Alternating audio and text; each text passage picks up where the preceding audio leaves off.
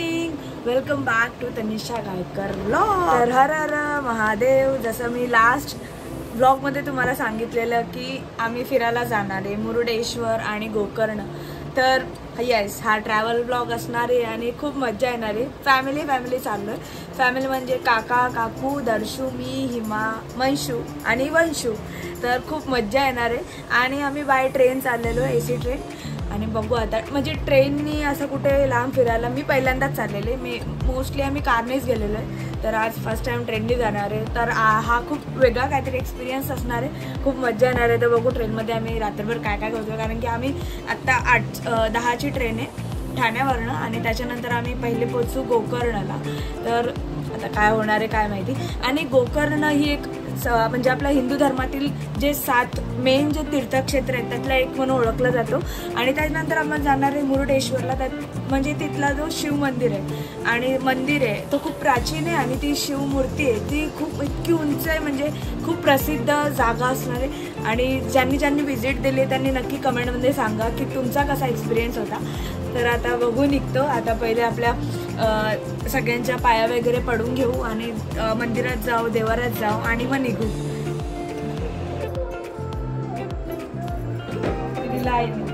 आणि 500 रुपये दिले गाईज।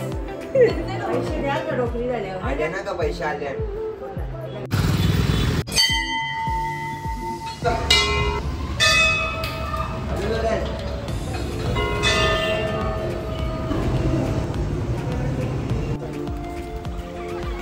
गाईज आता देवाऱ्यात शिव, इकडे बघ शिव।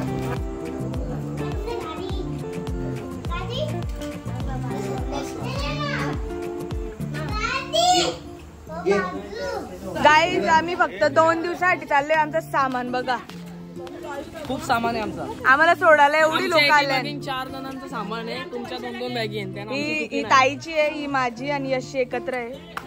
हा हो, चालू आहे व्लॉग। कशी आहे? सुधारणार नाही गाईज। आम्ही रम्मी गेलेला, वह्या बिया घेतल्या आणि कॅट घेतले, लाजा नाही अजिबात। गाईज तुम्हाला एक सांगते, यांनी गणपतीत ना मागच्या 30,000 काढल्यात, म्हणजे केवढा मोठा जुगारी आहे ह्यो। हा काय केलं रे तुम्ही त्याचा? तुला काहीतरी हा सांग ना, आमच्या सबस्क्रायबरला काय केलं तुम्ही? 30,000 काढते म्हणजे काय खाऊची गोष्ट नाही। Bye bye bye bye.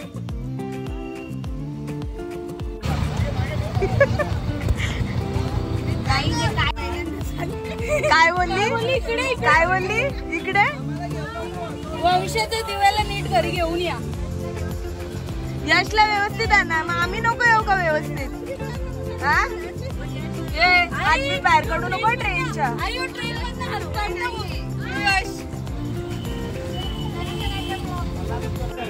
तर गाईज आम्ही 8:49ला बसलेलो आहे। आमची 10:40ची ट्रेन आहे। आता मी कल्याण स्टेशनला आलेलो आहे। आता इथनं आम्ही ठाण्याला जाऊ आणि मग ठाण्यावरनं आमची 10:40ची ट्रेन आहे। आता सगळी पोहोचलेली आहे आणि तिकीट काढायला आली गेलेली आहे। भैया आप कहाँ से? ये लाल चौकी का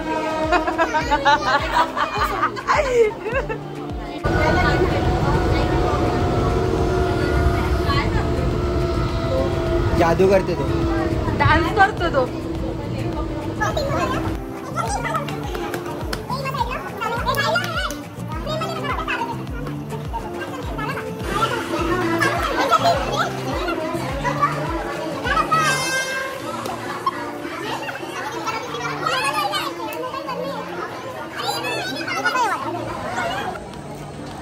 ए काय करता तुम्ही दोघा? काय करता तुम्ही? गाईस 10:41ला करेक्ट आपली ट्रेन आलेली आहे आणि आम्ही एवढा वेळ कसा काढलाय आम्हालाच माहिती। समजला पण ना कसा दिला। रील्स आणि टेक करून हे काय यांना काही येत नाही। गाईस तुम्ही बघू शकता आम्ही ट्रेन मध्ये बसलेलो आहे आणि अशा उशी असतात आणि चादर देतात असे ब्लँकेट। घ्यायला पाहिजे होता यार, तिथं हाईट कमी पडते, याची हाईट बरोबर आहे तिथं हाईट कमी पडते। हिला वरती नाही जागा। नको घे रडू। तर गाईज आता वाजलेत, किती वाजलेत ग? दर्शू पण घाबरून इथे आलेला आहे आणि आता मी जेवतोय. तर जेवायला मेथी आहे, भरलेला वांगा आहे, अंड्याची भुर्जी आहे, बटर चिकन आहे आणि पनीर चिल्ली आहे. ही बघा जेवते. तिला वरची सीट नाही भेटली. रेंज नाही पण एवढी. ह्यानी इथं पॅकिंग केलेली आहे. हा हॅकर आहे, रात्री गोल गोल फिरून पडतो हा. 12:24 झाले. झोपली वाटतं सगळी. त्यांचं काहीतरी चाललेलं आहे. धप गपचूप.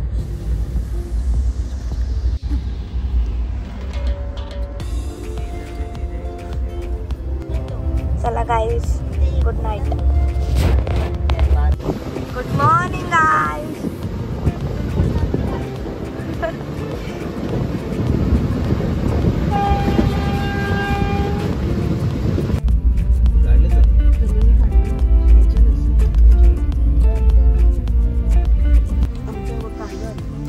गाई सकाळ सकाळ एवढा फेसवॉश सोडलाय. हे कर ना, लाईट चालू. गाई तुमच्याकडे फेसवॉश असेल तर कधी पण बॅगेतच असतो.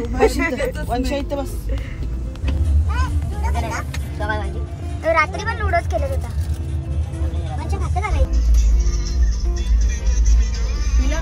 काय पिला का घ्यायचं नाही आपण. हाय,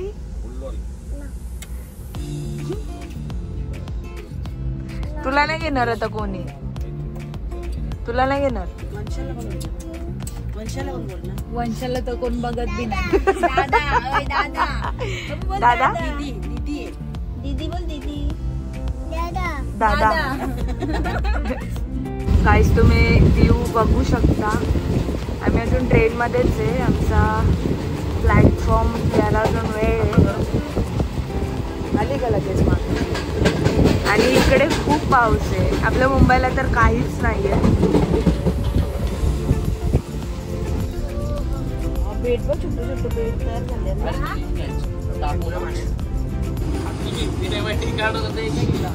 आता मी थोडी पुढे जाते.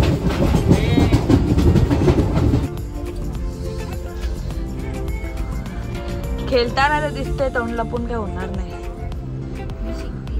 बाबू तुला नाही घेतला पर्सर तर बघा, मन मंदिर. तर गाईज आम्ही स्टेशनला उतरलेलो आहे. भटकळ. पाऊस पडलेला आहे. सगळे भिजले. तुला भिजवला. तर गाईज आम्ही चुकून पुढच्या स्टेशनला उतरलेलो, तर परत ट्रेन मध्ये चढलोय. लीडरची का? आणि आता आम्ही मुरुडेश्वर स्टेशनवर उतरू. आता तुम्ही क्लायमेट बघू शकता, किती मस्त आहे. हे बाबा थांबा. चला रे गडी. बाबा इथं उतरायचं कसं? हे बॅग घे कोणतरी.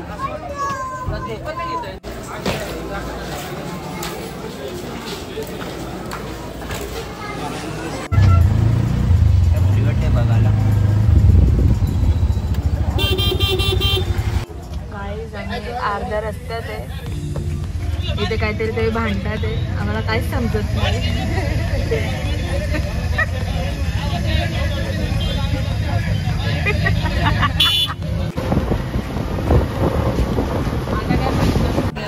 तर गाईज आम्ही आता मंदिराजवळ आलो, पण जरा मला लेट झाला. 3 वाजता मंदिर परत ओपन होणार आहे. तर आम्ही इथे मस्त फ्रेश होतो आता. वंशा मार्शमेलो.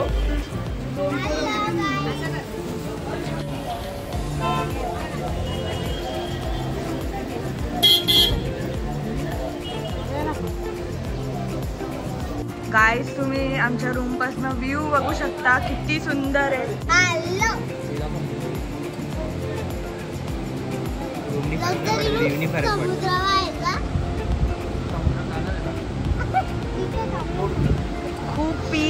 जागा आहे, खूप.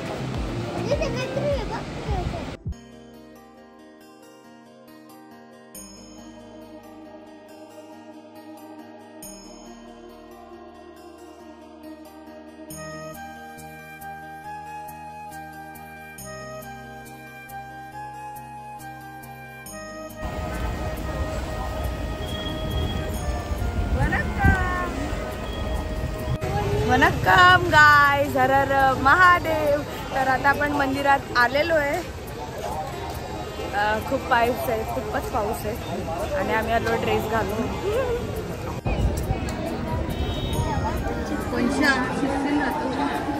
वंशा कुठे गेला? वंशा हॅलो गाईज बोल. हॅलो गाईज बोल. कुठं आल्या सांग आपण. वंशा चालून चालून थकला, चाललं पण नाही. तर गाईज तुम्ही ही मोठी बिल्डिंग बघितली, त्याला राजगोपुरा असं बोलतात आणि चिल्ड्रन्सचे 10 रुपये आणि मोठ्यांचे 20 रुपीज आहे एंट्री फीस लिफ्टचे.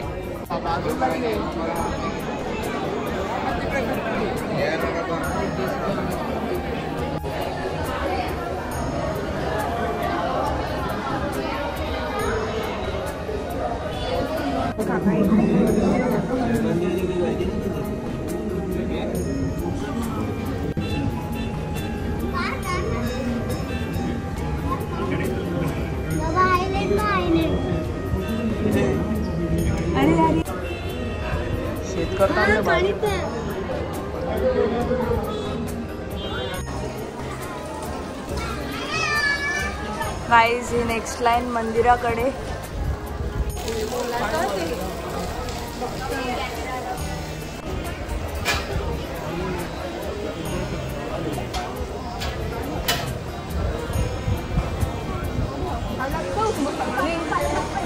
हरा हरा हरा हरा.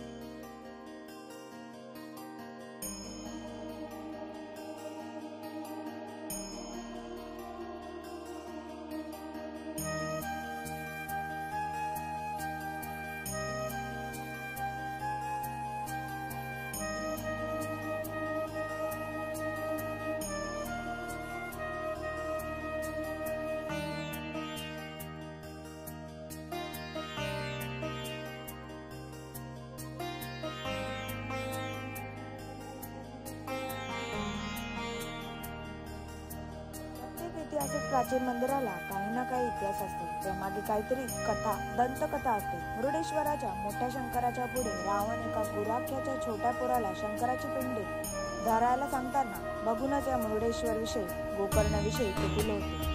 ही मोठ्या शंकराची मूर्ती कंडुकागिरी नावाच्या डोंगरावर आहे. तिथेच त्या मूर्तीखाली जिथे पिवळे खांब दिसत आहे तिथे असलेल्या कृत्रिम मानव निर्मित गुहेत ही कथा चित्र स्वरूपात साकारली आहे.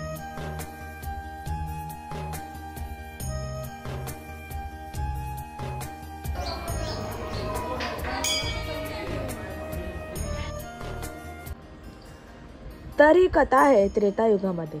ही पौराणिक कथा अशी आहे की रावणाची आई समुद्रकिनारी दररोज शिवलिंग बनवून त्याची पूजा करत असे आणि दररोज ते शिवलिंग वाहून जात असे आणि रावण हे सर्व दररोज पाहत असे. एक दिवस रावणाने आईला विचारले, हे सर्व तू का करत असतेस? तर त्याची आई म्हणाली, मला मेल्यानंतर कैलासात स्थान मिळेल. तर रावण बोलतो, तू महान रावणाची आई आहे आणि तू या मातीचे लिंग बनवून त्यासमोर प्रार्थना करते. मी तुझ्यासाठी पूर्ण कैलास घेऊन येतो. तर रावण कैलास पर्वतावर जाऊन घोर तपस्या करू लागतो. ते पाहून नारायण खूप चिंताग्रस्त होतात आणि भगवान विष्णूला सांगतात की तुम्ही असं काही करा जेणेकरून भगवान शिव प्रसन्न होणार नाहीत आणि कैलास पर्वत रावणाला मिळणार नाही. खूप वेळ तपस्या करूनही महादेव प्रसन्न होत नाही. म्हणून रावण रागारागाने कैलास पर्वत आपल्या हाताने उठवतो आणि जोरजोरात हलवतो. तसेच यावेळी शिवजी रावणावरती प्रसन्न होतात आणि पार्वती समवेत रावणासमोर जातात. पण भगवान विष्णूच्या मायेमुळे रावण कैलास पर्वत मागायचा विसरून जातो आणि माता पार्वती वरती मोहित होतो आणि भगवान शंकराकडे पार्वतीला मागतो. शंकर पार्वतीला देण्यास तयार होतात, परंतु ते रावणाला एक अट घालतात की ते तू पुढे चाललंय आणि पार्वती तुझ्या मागे येईल, परंतु तू लंकेमध्ये जाईपर्यंत मागे वळून पाहायचं नाही. जर तू मागे वळून पाहिलंस तर पार्वतीला त्याच ठिकाणी स्थापना होईल. आणि हे संकट थांबवण्यासाठी पार्वती श्रीहरीकडे प्रार्थना करतात. श्रीहरी रावणाला थांबवण्यासाठी नारद मुनीला पाठवतात आणि श्रीहरीच्या आज्ञाने नारद मुनी रावणासमोर जाऊन विचारतात, तू कुठल्या विद्रोह भयंकर स्त्रीला इथून घेऊन जातोय? त्यावर रावण बोलतो की ही विश्वसुंदरी माता पार्वती आहे. त्यावर नारद मुनी हसत हसत बोलतात, जरा मागे वळून बघ, नक्की तू कोणाला घेऊन जातोय? त्यावेळी रावण मागे वळून पाहतो तर काय, माता पार्वती भद्रकालीचे रूप घेतलेले असते. त्याच क्षणी माता पार्वतीची तिथे स्थापना होते आणि ती जागा म्हणजे गोकर्ण करसता. आणि त्याच वेळी नारद मुनी रावणाला सांगतात की खऱ्या पार्वतीने पातालात मायासुरांच्या मुख्याच्या घरी जन्म घेतला आहे आणि तिचं नाव आहे मंदोदरी. हे कळल्यावर रावण पाताळात जातो, मायासुराबरोबर युद्ध करून त्याला हरवून त्याची मुलगी मंदोदरी बरोबर लग्न करतो आणि तिला घेऊन पुन्हा लंकेत जातो. हे पाहून रावणाची आई बोलते, हे सगळं ठीक आहे, तू लग्न केलंस आणि ज्या कामासाठी तू केला होतास ते केलेच नाही. त्यावर रावण बोलतो की ते मी विसरलो. त्यावर त्याची आई बोलते की तुला सर्व देवांनी भ्रमती केली आहे आणि तू कैलासाला इथे आणायचं विसरून गेलास. पुढच्या वेळेस जाशील तर तुझं काम करूनच लंकेत ये. यावेळी रावण परत जाऊन पुन्हा कठोर तपस्या करतो. महादेवांना माहित होते की तो काय मागणार आहे, त्यामुळे महादेव प्रसन्न होत नाही. परंतु महादेव अजून कठोर तपस्या करूनही प्रसन्न होत नाही. हे पाहून रावण रागाने आपले एक एक शिर कापून महादेवांना अर्पण करण्यास सुरुवात करतो. महादेव खूप चिंताग्रस्त होतात आणि न राहून शेवटी प्रकट होतात आणि रावणाला वर मागण्यास सांगतात. तर रावण बोलतो की मला माझ्या आईसाठी कैलास पर्वत हवाय, जेणेकरून तिला कैलासामध्ये स्थान प्राप्त होईल. त्यावर शिवजी बोलतात, त्यासाठी कैलास पर्वत नेण्यासाठी काही गरज नाही. यावर शिवजी आत्मलिंग काढून रावणाला देतात आणि बोलतात, हे साक्षात शिवच्या समान आहे आणि याची पूजा केल्यानंतर साक्षात देवांची शक्ती मिळतील. आणि त्याचबरोबर त्याला सांगतात की लंकेत पोहोचेपर्यंत शिवलिंग खाली ठेवू नको, नाहीतर त्याचं ठिकाण स्थापित होईल. रावण आनंदी होऊन शिवलिंग लंकेत घेऊन जाण्यास लागतो. देवाने हे सर्व कळल्यावर खूप चिंताग्रस्त होतात आणि सर्व नारायणाला गणपतीकडे पाठवतात आणि गणपती बाप्पा मदत करायला तयार होतात. त्यानंतर रावण आत्मलिंग घेऊन गोकर्ण पर्यंत पोहोचतो आणि सर्व ठरल्याप्रमाणे गणपती बाप्पा एक लहान गुराख्याच्या रूप घेऊन येतात आणि भगवान श्री विष्णू आपल्या सुदर्शन चक्राने सूर्य झाकून ठेवतात. तर रावणाला वाटते की संध्याकाळ झाली आहे.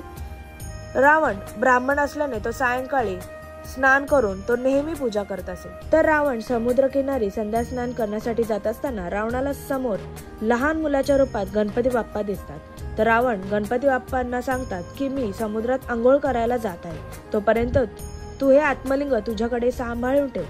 गणपती बाप्पा बोलतात, हे आत्मलिंग खूप जड आहे, मी जास्त वेळ धरून ठेवू शकत नाही, त्यामुळे मी तुला फक्त 3 वेळा हाक मारेन. जर तू नाही आलास तर आत्मलिंग मी खाली ठेवून देईन.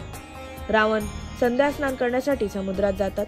त्याच वेळी गणपती बाप्पा रावणाला पटापट 3 वेळा हाक मारतात आणि रावण लवकर न आल्यास शिवलिंग जमिनीवर ठेवतात. ते पाहून रावण रागारागात त्या मुलाजवळ येतो आणि त्याला मारायला लागतो. त्याच वेळी मुलाच्या डोक्याला दुखापत येते. तर रावणाला खूप राग येतो. त्या रागारागात रावण आत्मलिंगाला उठवण्याचा प्रयत्न करतो, परंतु खूप ताकद लावून ते आत्मलिंग उठत नाही. परंतु खूप ताकद लावल्याने त्या शिवलिंगाचे आकार गायच्या कानाप्रमाणे होतो, त्यामुळे या जागेला गोकर्ण असे म्हणतात. गो म्हणजे गाय आणि कर्ण म्हणजे कान. रावणाकडून खूप प्रयत्न आणि शक्ती लावून हे शिवलिंग उचलले गेले नाही, म्हणून याला महाबळेश्वर गोकर्ण असंही बोलतात. रावण ती आत्मलिंग काढता येत नाही, म्हणून रावण ती आत्मलिंग अस्ताव्यस्त करू लागतो. त्यामुळे आत्मलिंगाचे काही भाग होतात. हे भाग वेगवेगळ्या जागी जाऊन पडतात आणि एकूण 5 ठिकाण आहेत: गोकर्ण, महाबळेश्वर मुख्यलिंग, संजेश्वर स्थान, धारेश्वर, भूमयानेश्वर, मुरुडेश्वर. शेवटी सर्व देव ठेवता पार्वती महादेव या जागी येते आणि या भागांना पंचक्षेत्र नाव देतात. तर गाई आता वाजलेले 6:30 आणि आम्ही दर्शन घेऊ आणि वरती फोटो वगैरे काढून आता निघलेलो आहे. आणि आमचा पाऊस पण आलेला आहे. काकाकडली छत्री घे, काका इथंच पुढारी होता मग.